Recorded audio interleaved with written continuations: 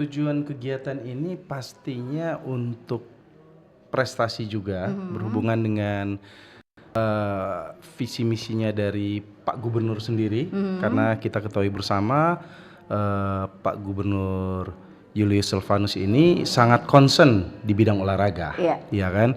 Kita melihat dari beberapa isu yang dari kemarin, beberapa bulan sebelumnya, bagaimana perhatian beliau ke cabang olahraga, baik rumah dari olahraga KONI sendiri, bahkan hari ini pun perhatian khusus beliau itu jatuh juga kepada cabang olahraga silat sendiri, karena kita ketahui bersama bagaimana cabang olahraga silat ini adalah termasuk cabang olahraga tertua juga di Indonesia semenjak 1948 kalau nggak salah, nanti coba cek.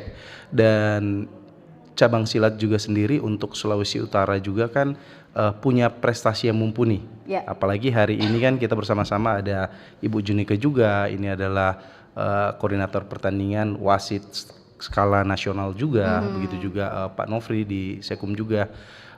Kita bagaimana silat ini bisa menjadi ada regenerasi, karena kita ketahui olahraga ini banyak.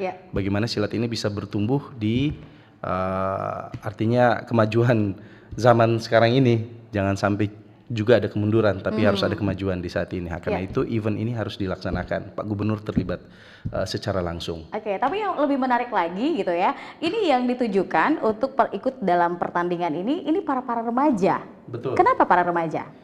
Karena pembinaan usia dini ini sangat penting untuk regenerasi gitu, dan kita memang concern bahwa silat di Sulawesi Utara ini punya masa depan yang cerah. Artinya kita sebagai representatif di dalam event ini juga, saya selaku Kota Panitia memperkenalkan bagaimana silat ini punya masa depan yang cerah, artinya untuk sebagai olahraga pilihan dari para anak muda.